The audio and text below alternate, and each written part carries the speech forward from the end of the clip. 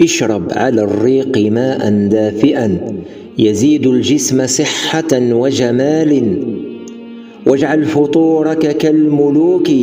فالصبح وقت الامتصاص مثالي، واقسم معدتك إلى 3 للأكل والشرب وثلث خالي،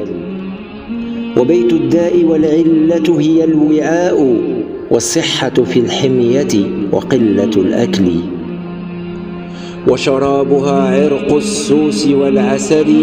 وقشور الرمان دباغ فعال، والحلبة وزنها ذهبا لو تعلمي، للديدان وفقر الدم وللهزال، ورفيق القولون هو اليانسون، وبذور الشومر دون جدال، الكمون ما أطيب عطره والنعناع، والبابونج مهدئ أرق الليالي،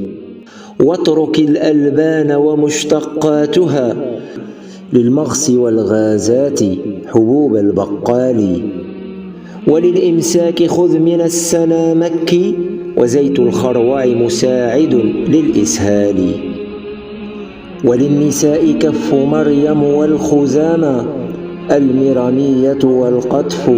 وإكليل الجبال، واليقطين وبذوره والجزر، والبردقوش منظم الهرمون باعتدال، والجرجير منشط والخولجان، والبصل وشرش الزلوع للرجال، ولأمراض التنفس خذ زعترا، وعود الطيب للكحة والسعال، والزنجبيل لوحده مستوصف، وخل التفاح ينفع للدوال، وللقلب ورق الزعرور والرمان، والكركدية تنفع للضغط العالي، وقسط الهند فيه 7 أشفية، منها العذرة فلا تغمز الأطفال، والسدر 7 ورقات خضرا تدق، للمطبوب شربا واغتسال، والبقدونس مطهر الكلى والخيار، ومغلى الشعير لها غسال، وجم الفؤاد منك بتلبينة، وشد العظام بالسمسم والبرتقال، وتصبح على التمر أفضل وجبة، والموز والتفاح غذاء الأبطال، وأعشاب المرارة شيح للسكر، وأوراق الزيتون والقرفة والحنظل، وللغدة الدرقية تلغودة، وبذور الكتان للنشاط أو الكسال، وخل القراص للشعر والحكة، وأقوى مطهرا عكبر النحال، والكركم فاقع لونه كالذهب، والزعفران لا يقدر نفعه بالمال، والليمون خير منظف للكبد، وللنقرس ومن له دهون عالي، والتين وزيت الزيتون والثوم، وذكرهم في القرآن خير دليل،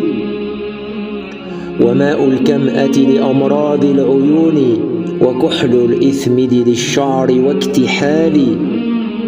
وفي الحبة السوداء شفاء من كل داء إلا السام والآجال، ولعرق النسى تصبح على آلية شاة ترعى في البادية والتلال، واخضب بالحناء يا من تشكو ألم الأقدام وزينة للعوالي،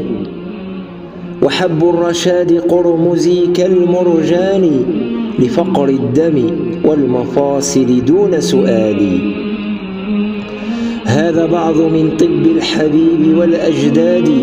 قديما وفي الوقت الحالي، سمه ما شئت البديل والشعبي، والقديم هو الأصيل ولا أبالي. الله أنزل داءنا ودواءنا ولم يجعل شفاءنا إلا في الحلال. خلق فسوى وقدر فهدى.